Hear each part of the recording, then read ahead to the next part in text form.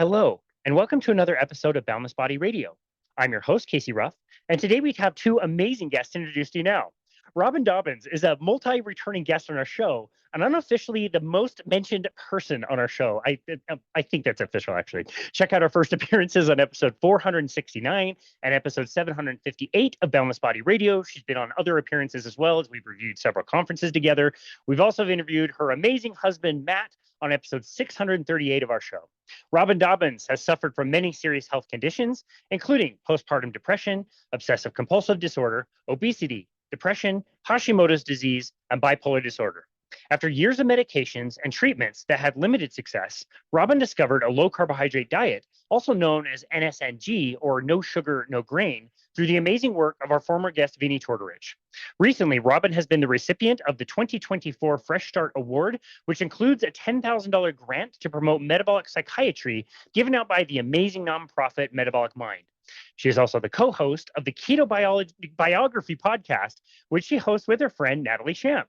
Natalie Shamp is a believer in the healing power of real food. After facing down her own health challenges, she found transformation through low-carbohydrate living. Her love of yoga keeps her grounded and growing, and she recently just completed her own 200-hour yoga teacher training. Congratulations. She's passionate about truth, growth, and conversations that matter. She also has a goal to look like G.I. Jane and is currently well on her way and looking forward to shaving her head very soon. Together, their Ketobiography podcast shares powerful stories of healing and transformation through low carbohydrate and ketogenic living. Each episode features guests who have reversed chronic illnesses, regained energy, and reclaimed their lives, proving that food is powerful medicine. Whether you're starting out or staying the course, this podcast reminds you that healing is possible one story at a time. Robyn and Natalie, welcome to the show. Thank you so much for joining us on Boundless Body Radio.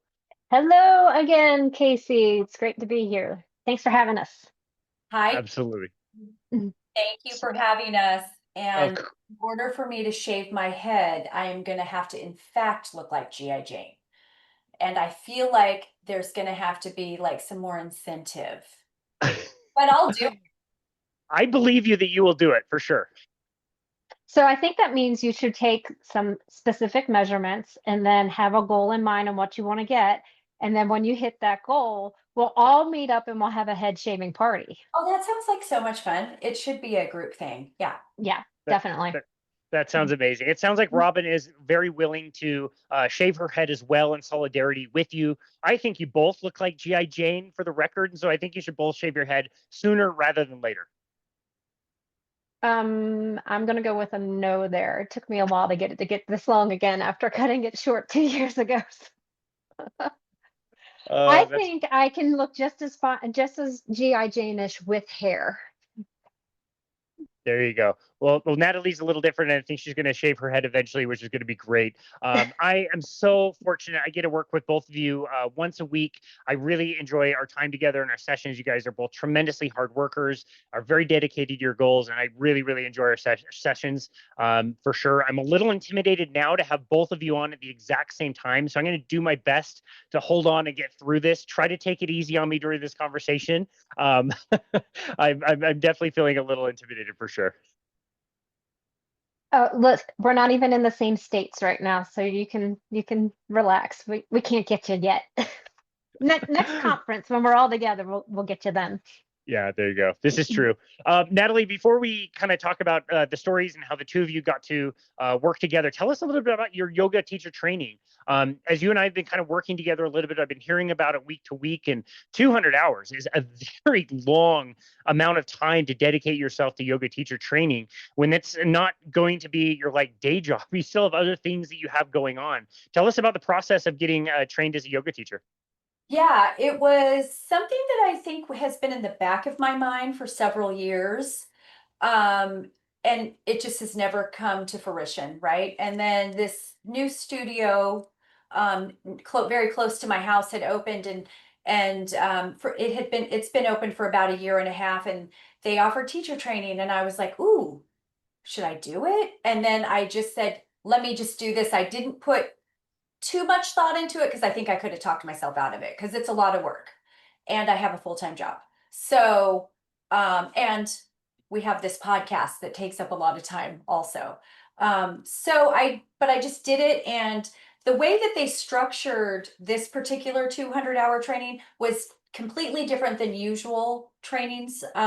They did it throughout a 4-month period, which is the only reason why I could do it, because they did it once a month for 4 months. Of course, there were other, like Wednesday night Zoom calls, and there were all kinds of other things, but it was something that I could adjust my schedule and do. And really, the 200 hours is a foundational course for folks that are either looking to be a yoga instructor, or maybe they just want to deepen their practice. They want to learn more about the postures. They want to learn more about breathing, how to breathe, why to breathe, meditation. Maybe they're interested in the spiritual aspect of what yoga provides. So that it's really a starting point. And I don't know what the percentage is, but you can certainly go off and be a yoga instructor with just this. And then you can also go and do deeper training. You can do a 500-hour course. You can take, different courses that maybe are more focused on what you're interested in: prenatal yoga, chair yoga for elderly. Like, there's just so many. I probably don't even know all of the options, but I have found a real joy in standing in front of folks and guiding them through a practice. So I hope this teacher thing works out. I've had the opportunity to teach a couple, and right now I'll be teaching at the studio that provided the training here and there, and we'll just see how it goes. It's very new. Like, I just graduated Sunday, so it's all very still exciting, and all of that. And so, yeah, thanks for asking, because I could probably go on for 6 hours about it. It was just a lot of tears, a lot of stress, to get through it, because it's like, I'm older than most of the folks that were in the training. And so it just, sometimes I was like, I think this is taking me a really long time to understand, like, what's going on. And, but I'm glad that I had the time to let it seep in. I got to absorb it, and I got to figure out within all of these items that I can choose from, that the teaching aspect is the one thing that I really love. So, Yeah. yeah. I love that. Well, I you've already like gotten a lot bragging of. on Natalie because she skipped a huge thing about this training. She did mention that she's older than a lot of the other classmates, and I don't know if you want to just give the range of difference, but I don't care. That's up to you. But this is a full 3-day weekend of yoga, constant yoga. And she would come back to me and say, I did this whole full 3-day weekend, and I was doing all the things, every single yoga pose that was presented, I was doing it. And then turn and look at the younger people in the group, and they were all in child's pose because they were worn out, and she was still going strong. And that is just so huge. And I'm so proud of you for that. Thank you. And I don't know that I would have really noticed that. And it's not noticing this in judgment. It's noticing it because we can't, with the way that our lifestyle is, with the way that we nourish our bodies at this point, we can't unnotice those kinds of things. So it would actually make me very sad to see a 22-year-old laying on her mat and she couldn't do anymore. She would nap during some of the sessions. I'm like, what is happening? And so, and I'm not saying I was the most, physically fit person there, but I definitely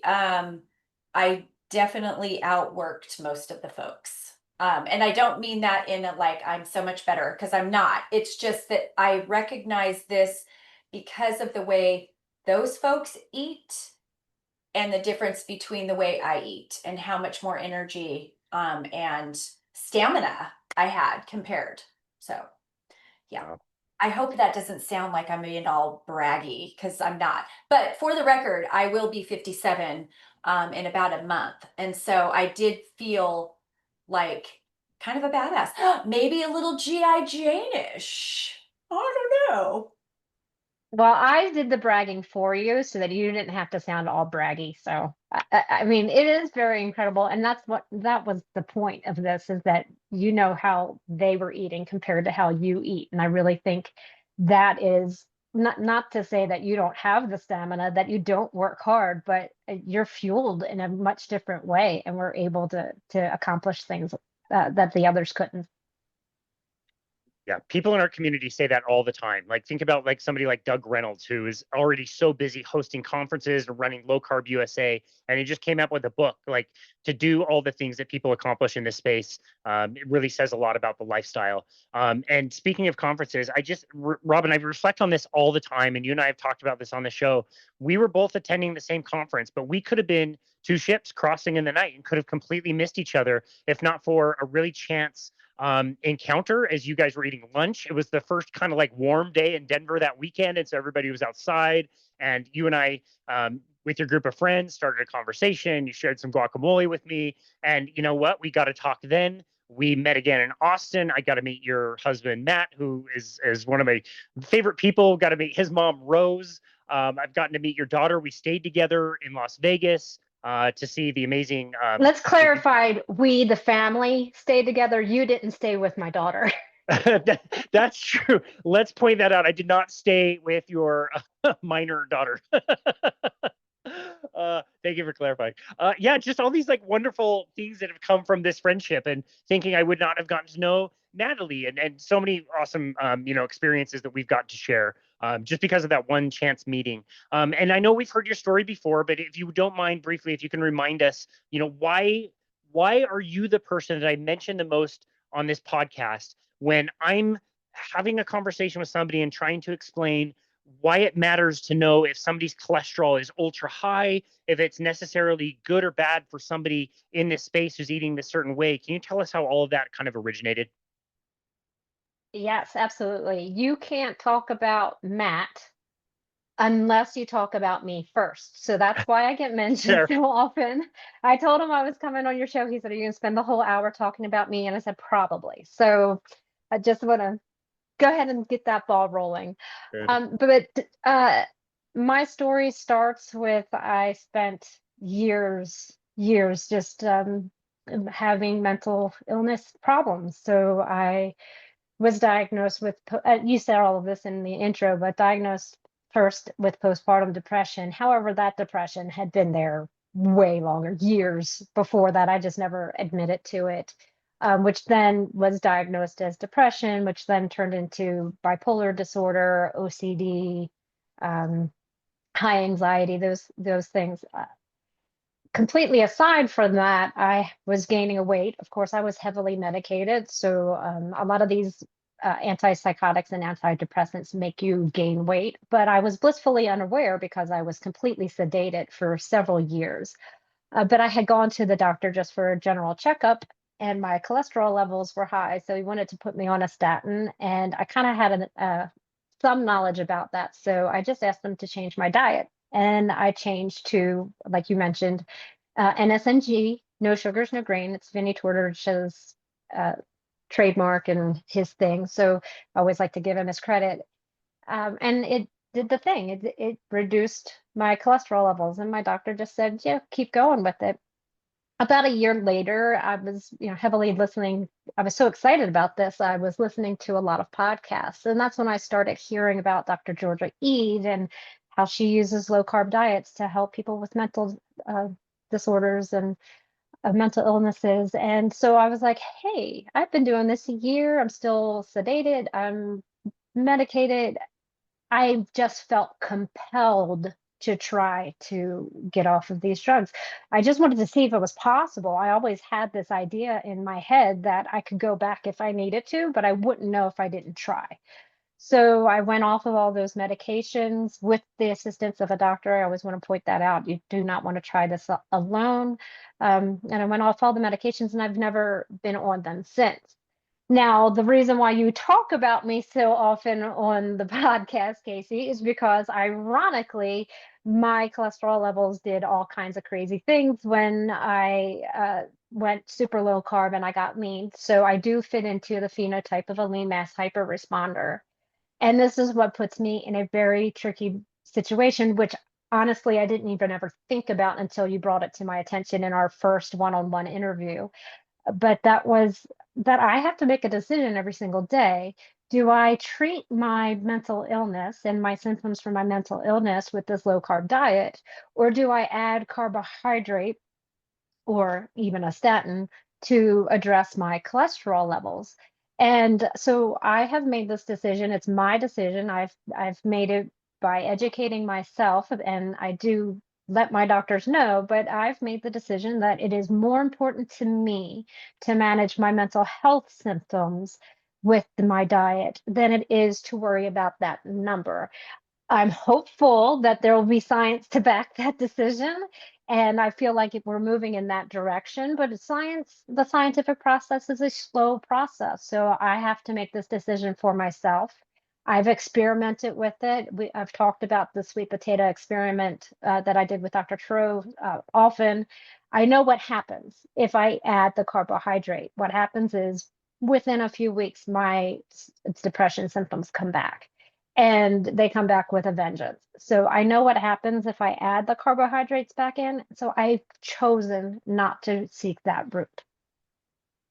Yeah, that's amazing. Thank you for sharing that story. And yeah, we've got the 1-year data from the Keto CTA trial that just came out, and there's a bit of controversy, and I think everything's going to be smoothed out, but there is a bit of a question on whether lean mass hyperresponder on a low carbohydrate ketogenic diet has plaque progression or not, what rate it is. We don't have a control group. So again, there's lots of questions, but it is still a question. And as careful as we've been over so many years to say, like, we don't know, we're looking at answers, like, you're right. Like, we'll figure it out eventually. Like, we'll keep going down that scientific path, but that's, days, weeks, months, years for you. Like, that's a long time. And in that time, you have to make real decisions based on the information that you have. And I'm not joking. I love every episode I've done with you. I love the episode I did with Matt. One of my favorite answers to a question I ever got was asking Matt, what do you do in this situation? You can eat however you like. This is now your wife. And you've got this problem. Like, would you be willing to recommend a dietary change to alleviate potentially the risk of heart attack or something bad happen in the cardiovascular system, but then, have that risk of bipolar depression? All that stuff comes back. And his answer was amazing, where he's like, she can do whatever she likes. It's her life, but I would not trade one single day of the Robyn I know today that gets to experience life, that is not semi-comatose on the couch, that gets to enjoy her kids and have experiences. I would not trade one day. And that, to me, that is such a beautiful answer. And I love that he answered it in that way. Yeah, me too, because it made it a lot easier for me, because it's hard to explain it, I guess. I mean, it's not really a conscious decision anymore. Like, I'm not thinking about these lipids floating around in my veins. I'm just thinking about my health and my happiness and choosing joyful things every single day. And I support that by eating a very low carbohydrate, pretty much carnivore style diet. And like him, I wouldn't change that. I've lived that life, and I don't want to live that life again. So why would I consciously make the decision to go back? It just doesn't make any sense to me. Yes, there's controversy with the study, and I think we're going to learn more. But the whole point is we have to ask questions. And we study something and come out of the study with more questions. There's not going to be a day that we can just like stick a flag in this and say this is settled. We're always going to have to ask these questions. And then this is specific to this LMHR population. It may not apply to anybody else. It may not apply to us, but we don't know unless we study it. And the fact is, we're not studying these types of populations, and we need to. So it's still very exciting that this study exists. It's very exciting what's coming out of it. It's causing a conversation, and a conversation that needs to happen, because there's more people like me. Even though we're a small subset of people, there's still more people like me that have to make this decision. And it really doesn't matter what comes out, but it would be so great if we had some support somewhere to back us, so we're not always being labeled as non-compliant. That's just a hard label to carry around all the time. Yeah. Sounds like that Seinfeld episode where Elaine couldn't see the doctor anymore because somebody wrote non-compliant in her folder or whatever.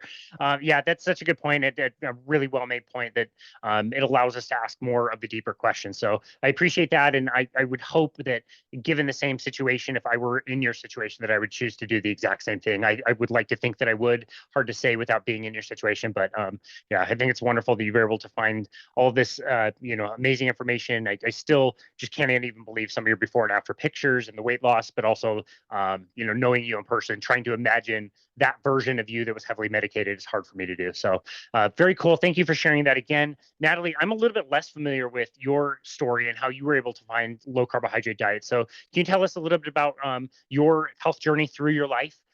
You're clearly very, very healthy and kicking younger people's butts in yoga all the time. Can you tell us what that journey was like for you?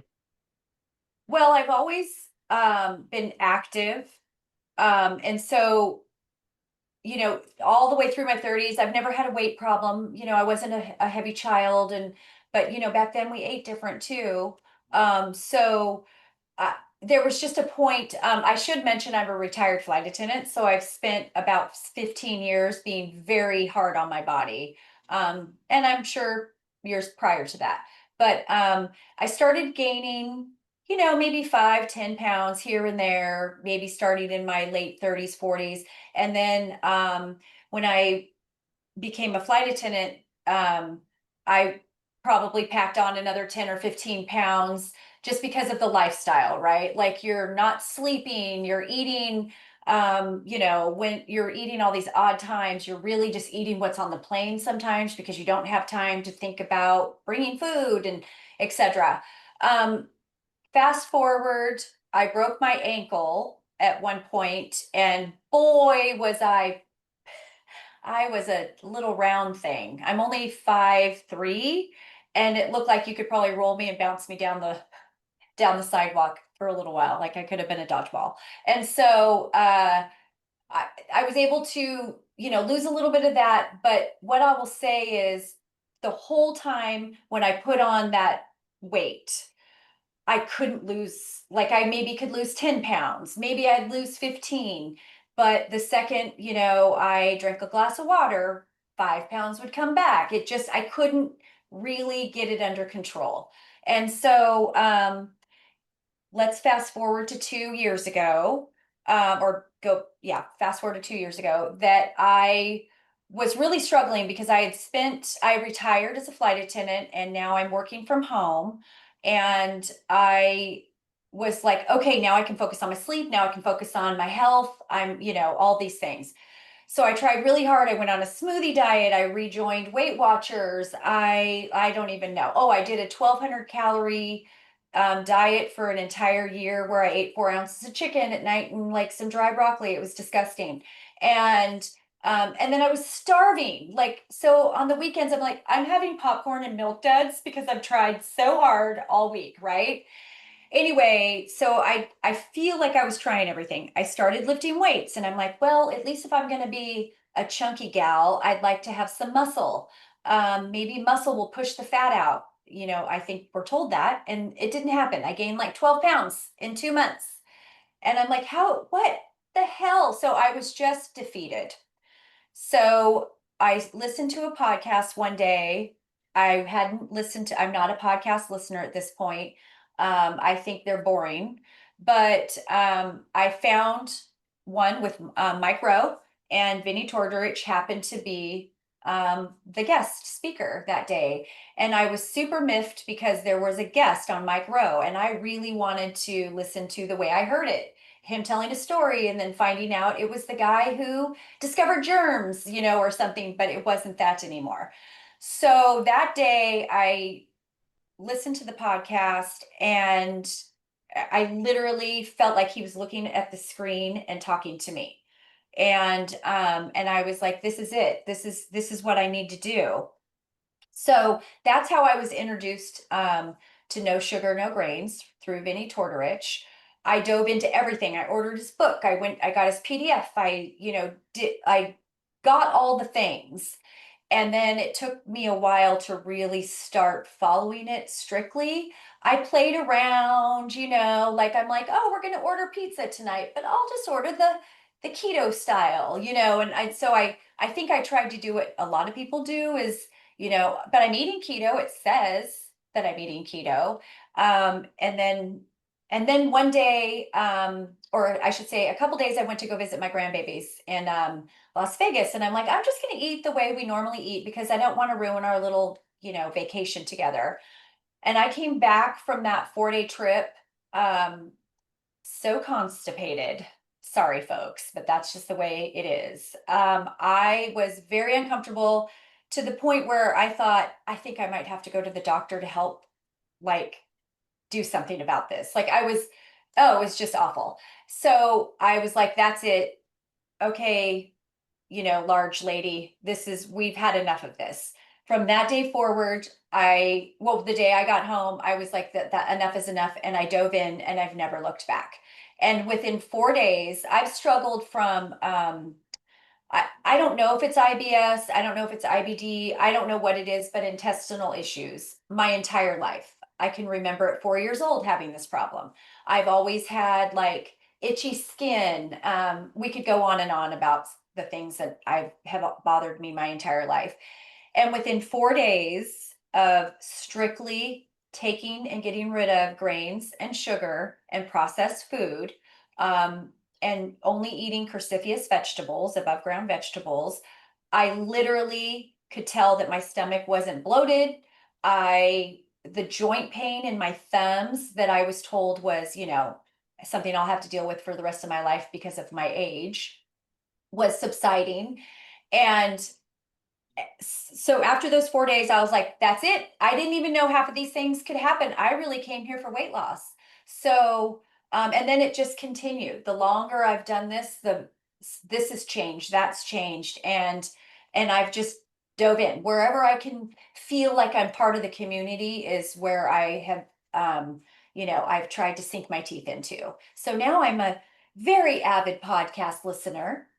And look at me, I'm on a podcast. What? So Natalie, which episode? Because Vinny's been on Micro twice. Were you original Roby or Roby 2.0?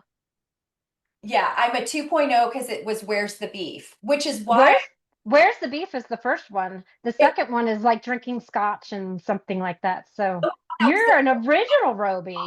What? OG? Yeah. Yes. Yeah. So it was and that's why I chose it. Because I'm all, Where's the Beef? Oh, that's a cute title. So I had no idea. I literally went in blind. But I had been praying, I've been asking for help, like, oh my God, what do I do? Right. And so sometimes it just takes that person to tell you something that probably everybody's told you at certain points. But that day, my ears were open, my mind was clear, and I was ready to hear it. So, and I couldn't be more thankful. I need to go and people listen to cross that. your paths for the right time. So like me and Casey crossing paths at the right time. You and I crossing paths at the right time. Everything's just it does if you're patient for long enough. It opens up in front of you. Sorry, Casey. Oh, I absolutely love that. I haven't listened to that episode, but I need to go and listen to that because both of you have similar stories, and Matt as well, about listening to that episode. And it really clicked for a lot of people, anybody I've talked to, including you guys. Like it didn't take much convincing once you heard whatever that episode was to be like, wow, this is it. This is the one thing I haven't tried. This makes a lot of sense. Yeah, there must have been just something really special about that episode. I think the beauty about NSNG as a whole is that it's simple. We don't have to. Keto, when we start talking about that keto framework, we're talking about counting and looking and all this. Like NSNG, the reason why I think it clicks for so many people is that, okay, if I simply cut out sugars, I simply cut out grains, and I simply cut out seed oils, I can live my life without ever having to check anything. So that's something I actually am, people will ask me all the time, what level of ketosis are you in, especially for mental health. That does make a difference for a lot of people. But I've never checked a ketone. NSNG worked for me, and it was just so very simple to do it. If we make it complicated because we try to formulate numbers and formulas and all this stuff. And it doesn't have to be that way. And I think that's why that episode resonated so well, because we're just told for so long that we have to diet in this way. We have to join this group and we have to have these weigh-ins and check-ins and count this and count that. And he just talks about just cut these things out, move when you feel like moving. And it's really that simple. Yeah. And I would say I agree with you to piggyback on what Robyn said. It's, yeah, eat. These are all the things you can eat. Eat until you're full. Like, it's really like that simple. It's like, what? We have to be told that? That's insane. But we do. And the one thing in that episode that still to me gets me thinking is I've been told my whole life that ketosis is bad. Like, that's your one-way ticket to the ER. And I didn't know that there was a difference between dietary ketosis and diabetic ketosis. I don't know if I'm saying the right term, but Ketoacidosis. thank you. And so I didn't know, and he explains that in like one sentence in that podcast, and I was all, wait a minute. So this whole time I've always stayed away from high protein, high animal fat kind of thing, because I was so afraid to go into ketosis, afraid I was going to go into ketoacidosis and go into the ER and go into a coma and die. I really did not know. And to me, that part of that episode is what sticks out the most, because I felt like a big boob knowing my whole life I had misinformation, on many things, but that was a big thing for me. Yeah. No, I marvel all the time that my nutritional textbook behind me that I need to read to be able to pass off my certification every few years and do the online test has like one sentence that says, when your body burns fat, you make ketones. This is called ketosis. And that's all it talks about. To think that like this is a major metabolic pathway, and one that I strongly believe is the best metabolic pathway and the most natural and amazing metabolic pathway to run our lives on. There's one sentence that even talks about it in the entire 700, 800 page textbook. It's absolutely bananas. And the whole rest of the book is like how to portion control, how to make sure you're getting your whole grains, how much fruit you can have with every meal. And like, it's so misguided. And Robyn, you said it really well, and I couldn't agree more. The NSNG concept is so easy to explain to people. And I think back on the just wonderful evening that we had. I recently sent you the picture too, by the way. I got an update from Google that my review of the place that we went to barbecue in Austin, Texas that one night has like 90,000 views or something. Like, to think that like of all the content I've ever put out in my life, one review for a barbecue joint in Austin is the most viral thing I've ever done in my life.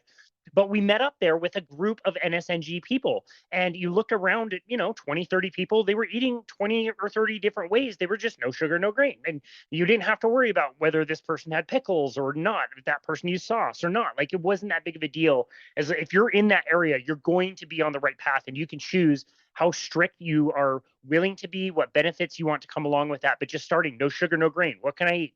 Does it have sugar? Does it have grain? That's all you have to do. So amazing.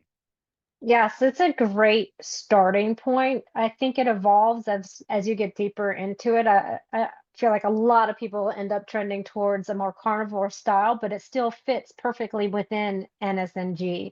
And I think that's the beauty of it. It is a range, and it can help people at different levels. And if you really love vegetables and you don't want to get rid of them, but you just start cooking them in bacon fat or something, you're going to find your success. And then it's up to you to start noticing what your body is doing and how your body responds to certain things. And then you can just kind of tweak it from there. But everybody can have their own unique journey within that community. Yeah, well said. Yeah, I agree. And another thing that he has mentioned many times, I can't remember if it was in that specific podcast, but the whole calories in, calories out that we've all been trained. I mean, I don't remember not knowing that information. If I eat this giant size Snicker bar, as long as I go and run 3 miles, it's not going to matter, and so he explains that very well, and it just makes sense. It's like when you hear how simple and logically he explains it, you're like, I cannot believe I fell for all of this, right? Like, I have been duped, folks. So yeah, I loved that was another thing that has stuck with me. So yeah, he's amazing. And I'm thankful for him every single day. I wouldn't be here without him. Your good intentions have been stolen, but Vinny brought them back. That's amazing. Yeah, I mean, once you see it on every, Coke machine, everywhere you can get soft drinks, where that you see that sticker, balance what you eat, drink, and do, and like, oh, Coca-Cola is really looking out for you here to, to help you eat healthy. No, they're trying to sell soft drinks, and they're trying to make you think that exact idea is like, I can consume this, I'll just walk this off later, run this off at the gym, whatever, and just the after effects of that are exactly the opposite.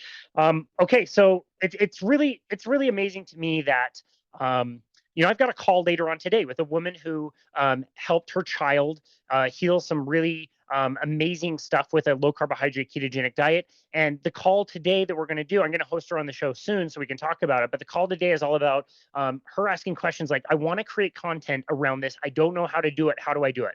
I told her, like, let's set up a call. Let's just have a chat. I'm happy to help and share. And this is one of the only topics I know that people are so willing to kind of share a message and put themselves out there, where they wouldn't have ever imagined that they would be on YouTube, but they want to. They want to start a podcast and be in people's ears as they're out on walks and all that stuff. So, Robyn, this part of the story kind of starts with you as far as sharing your journey. You started the Less of Me with NSNG,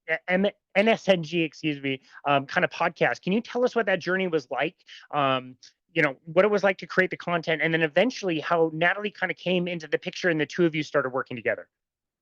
Sure. So it kind of always just nagged at the back of my head. I was just very excited about sharing stories. And the big thing is that, we hear a lot of big names and maybe more scientific discussions, or doctors hosting podcasts, and they're talking specifically about how the diet can help with this or how the diet can help with that.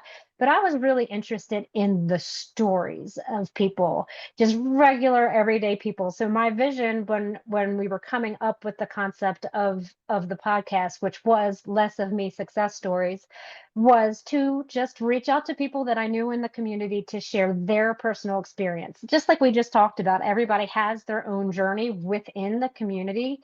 And my thought was that if we just get these stories out there, one of them will resonate with somebody else. And if we can get as many different stories out there as possible, more and more people will understand how eating this way could help them. So my original co-host was Scott King, who's also been on your show. He is also a very huge advocate for eating NSNG and low carb, and how much it has changed his life. So we teamed up. We were friends outside of just the community, and so we teamed up to start this podcast.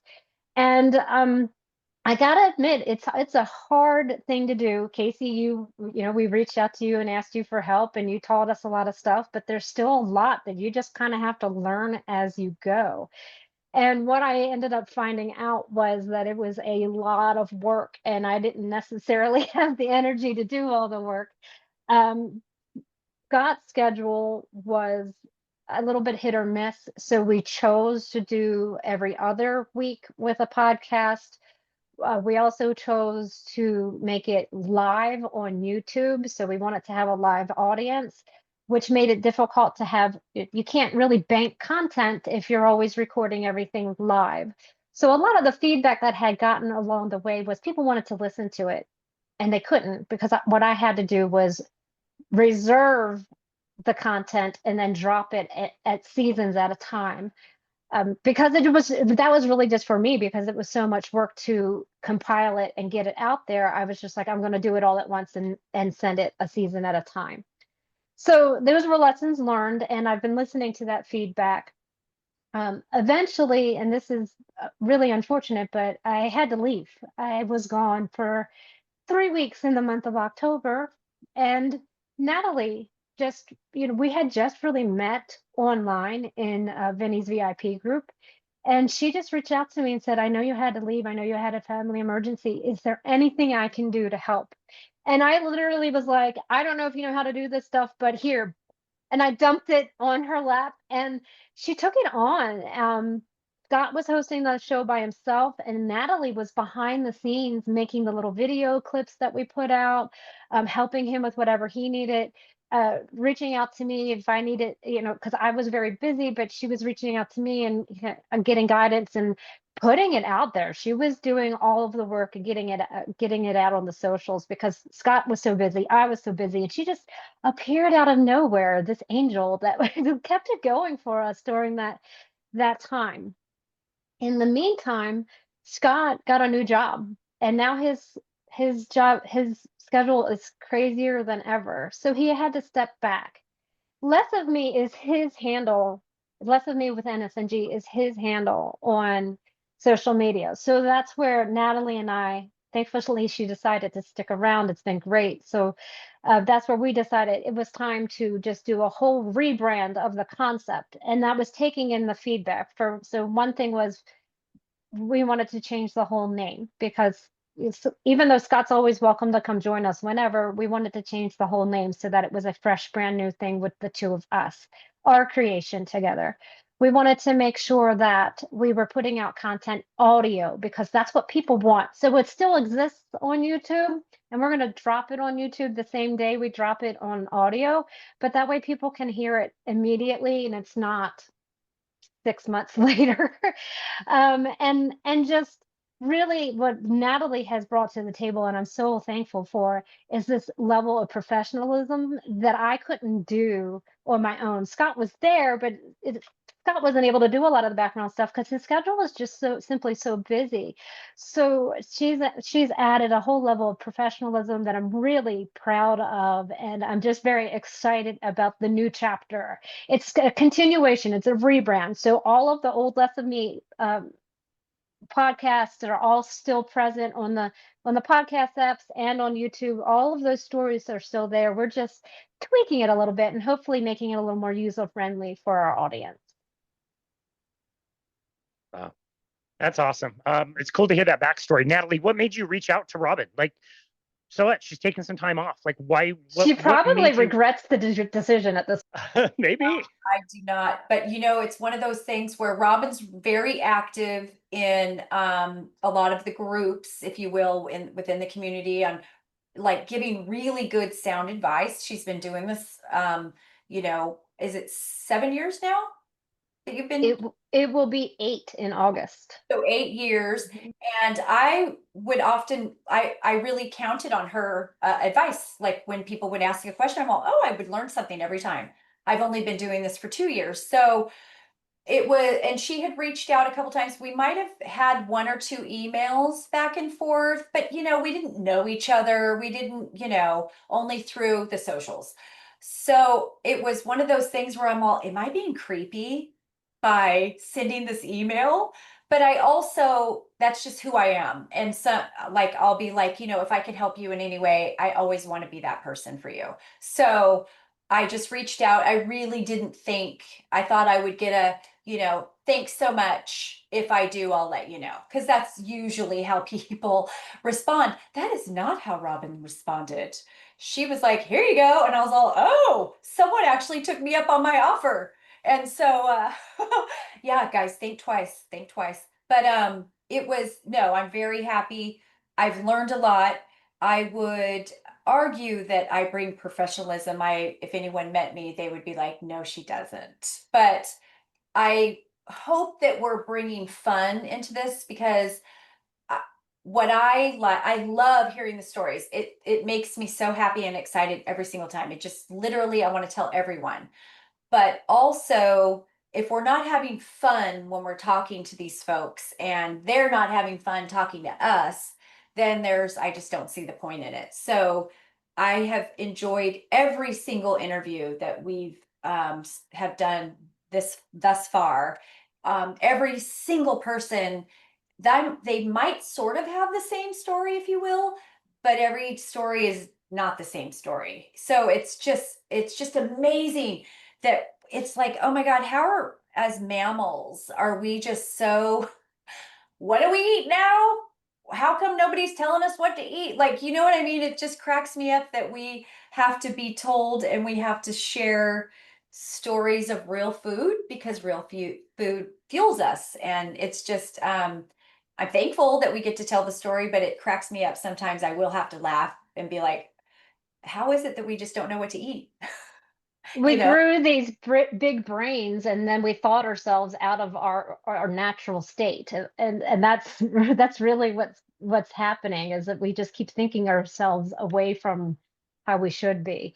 So yeah, I mean, I love hearing the stories. I love putting the stories out there. It's giving somebody who may not actually ever have an opportunity to be on a podcast, we're giving them an opportunity to share. And but I think what happens is you've probably experienced this with everyone you've talked to, Casey. Once you get that truth, and once you start living it yourself, you want to stand on top of a mountaintop and just start screaming it at people.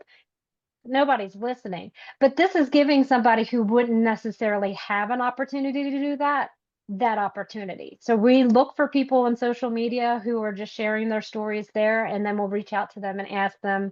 We ask our previous guests if they have anybody whose story has, is quietly just happening, and nobody knows it's going on. We want to hear that, because everyone's story will resonate with someone, and just maybe give them that little bit of hope and that little bit of desire that they didn't have before, to go try something to make themselves better.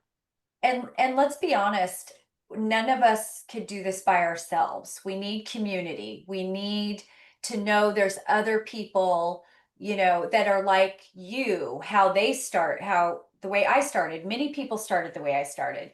I didn't know that the mental health thing was even a consideration until I started hearing folks like Robyn and Georgia Ede. And I was like, oh my gosh, that's happening to my brain too. I didn't realize that that was going on. I didn't realize how much anxiety and like, in the nicest way ever, how crazy my brain was. Like, I really had no idea. So listening to these stories, because I've heard them on other podcasts, I was like, yes, that's happening to me too. We want people to feel that way, by hearing, your story, Casey. We want people to resonate with one of our stories, and there's no doubt that they will, because we have some pretty amazing guests. That's amazing. Going back again, Robyn, to the day that you and I met, the whole nexus of us meeting was I wanted to create an opportunity for people attending that conference to share their stories briefly and compile them all together. And I use this example all the time. It sucks that I kind of judged a little bit when he first sat down, but this dude sits down in front of me. He's in his 60s. He's a little bit bigger. And I'm like, okay, not in the best shape or whatever. And he sits down and says, hey, my name is Mike. And last year I had a heart attack and I found this stuff and I've lost 60 pounds and completely turned my life around. I'm in the middle of this journey. And talk about somebody I totally would have been ships in the night. I would have never met the dude had it not been for us sitting down. And like, yeah, you still have a little ways to go, but it's those stories that are so powerful that I would have just completely missed otherwise. So I love that that's the focus. I love the title of the show. Who came up with the title of the show, by the way? I don't know that we said it, but the title of the show is now Ketobiography. And this was a long process of back and forth, because, a lot of names have been taken. So we were coming up with great ideas together. And I'd look it up on the internet and be like, oh, somebody already using it for something. Oh, so I, of course, all good ideas happen in the shower. I had this idea in the shower, and I got out, toweled off, went straight to my computer, typed it in to see if it existed anywhere. And no, it had not. It was completely original. I locked it down right then and there, because that's exactly what this is. This is people telling their stories in the keto world. So, and what I really pride myself on, and I think Natalie feels the same way, is that we do believe it's a range. Somebody can be their type of low carb. Somebody can be full carnivore. I hate those labels, but this is a range, and people can find success all over that range. And to your point, Casey, they can be wherever they are in their journey. So we've talked to people who were in the journey and then fell off and are trying to make their way back. We want people to know that that's part of the process. sometimes you got to fall off and feel what that feels like before you get back on and take it a little bit more seriously. You've got to learn. And we don't just learn by people telling us, we learn by experience. So we can get those stories out there, and then you say, okay, I fell off. It's okay. I just need to regroup. Join my community, join whatever community is going to work best for you. And then I can hop back on again and do better. And if I can make it do better for 6 months instead of 3 months, and then a year instead of 6 months, everybody has that same kind of thread that goes on in that process. And, I feel like it's very important to put that out there. It's not always going to be sunshine and rainbows and, all the good stuff. There's going to be moments where you're kicking yourself, like, what in the world? What did I do? My own Right now, my own personal thing is I have to work out with Casey or I'm not working out. Like, we need to do those steps to make ourselves accountable. So I want to get the stories out there in their raw state. And then if somebody was struggling, we've asked them to come back on. And so we've had some repeat guests from our Less of Me podcast who are coming back on. They had fallen off and they're coming back and they're telling us how they made that happen for themselves. It's all part of the process. And like I said, I feel like all of it resonates with someone somewhere to know they aren't alone in their journey. They might be alone in their household doing this, but they're not alone in their journey. Wow. I love that. Well, I have had the honor of being hosted on the show, and I have to say, you guys were wonderful hosts. You definitely have a synergy. 1+1 definitely equals 3 or 4 or 8, whatever. Like, you guys work together really well. You do a great job capturing those stories, and I think that can be kind of challenging. But as I said, it's like my favorite part of doing this as well is going a little bit deeper and finding the stories to be able to share with other people. So I'm going to ask this question to both of you. Natalie, I'm going to start with you. It can be the first one that just kind of comes to your head. It's just like asking what your favorite child is, which is easy for you because you only have one, so you could name it. So this will be piece of cake. First kind of story that comes to mind when you think of hosting the podcast, getting involved with this project. What's one that's really just kind of standing out at the moment? The one that's standing out to me is our first June 5th that drops. It is Hal Cramner, who owns several assisted living facilities in Arizona, and I literally want to be his cheerleader. Like, I want to be on the sidelines, and I've never wanted to own an assisted living facility more than I do today because of the way he's running his facilities in Arizona. So I hope people listen to it. He's freaking amazing. And we have so many more guests, but for whatever reason, my heart is really with the first episode. He's Well, amazing. you guys really connected over airplanes also. So I think maybe that, and dogs. So that comes out in the episode. So you could feel the excitement in the episode. He is doing absolutely amazing work. Talk about somebody who got into the business for a completely separate reason, just thought this would be a good investment, and observed that the people living there were not doing very well. They were just kind of sitting around watching TV, and he tried to do something better and eventually stumbled onto ketogenic and carnivore diets. And to watch his videos that he posts on like Instagram is such a joy. You're seeing these people dancing and lifting weights and moving, and you hear stories about people leaving, it's just, it's so wonderful. So I'm glad he was the very first. That will be an amazing episode. I can't wait to hear that one. And that's fantastic. A revolution in the senior community. So that's also my favorite thing. If there's ever going to be a revolution, that's the one I want to be a part of. I love it. It's so awesome. I love it. That's amazing. Robyn, question to you now. What is a podcasting moment that's really standing out to you? I'm going to stick with our episodes from Ketobiography that we have, because there's moments in the Less of Me year and a half that stand out, but I'm going to stick with Ketobiography.